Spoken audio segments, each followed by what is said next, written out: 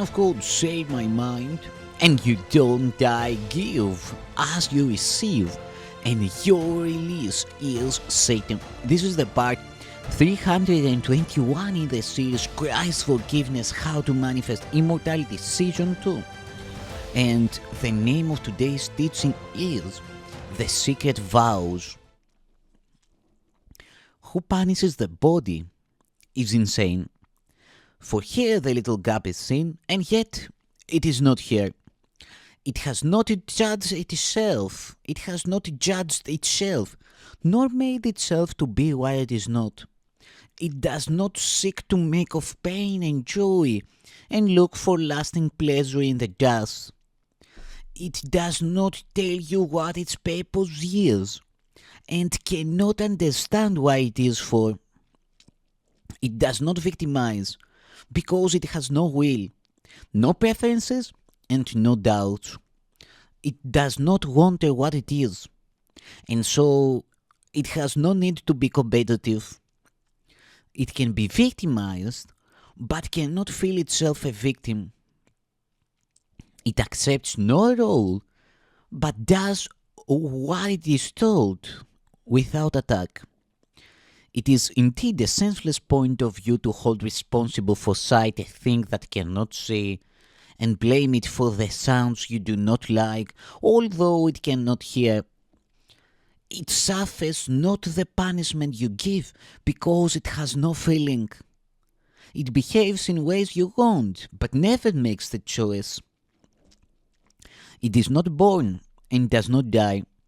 It can but follow aimlessly the path on which it has been set, and if that path is changed, it walks as easily another way. It takes no sides and judges not the road it travels. It perceives no gap because it does not hate. It can be used for hate, but it cannot be made hateful thereby. The thing you hate and fear and loathe and want, the body does not know. You send it forth to seek for separation and be separated. And then you hate it, not for what it is, but for the uses you have made of it. You shrink from what it sees and what it hears, and hate its frailty and littleness. And you despise its acts, but not your own. It says and acts for you. It hears your voice, and it is frail and little by your wish. It seems to punish you, and thus deserves your hatred for the limitations that it brings to you. Yet you have made of it a symbol for the limitations that you want your mind to have and see and keep. The body represents the gap between the little bit of mind you call your own and all the rest of what is really yours. You hate it, yet you think it is yourself, and that without it would yourself be lost. This is the secret vow that you have made with every brother who would walk apart. This is the secret oath you take again whenever you perceive yourself attacked. No one can suffer if does not see himself attacked and losing by attack. Unstated and unheartened consciousness is every pledge to sickness, yet it is a promise to another to be hurt by him and to attack him in return. Sickness is anger taken out upon the body, so that it will suffer pain.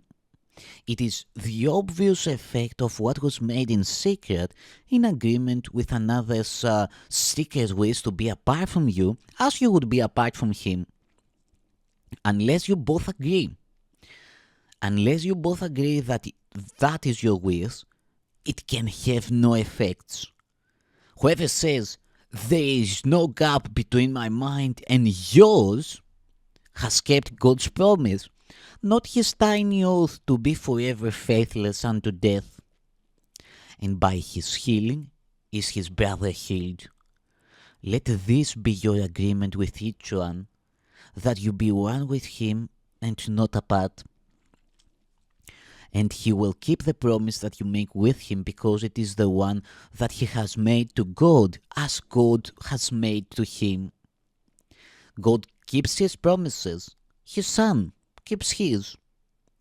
In his creation did his Father say, "You are beloved of me, and I of you forever. Be you perfect as myself, for you can never be apart from me." His Son remembers not that he replied, "I will," though in that promise he was born. Yet God reminds him of it every time he does not share a promise to be sick, but lets his mind be healed and unified. His sacred vows are powerless before the will of God, whose promises he says. And what he substitutes is not his will, who has made promise of himself to God.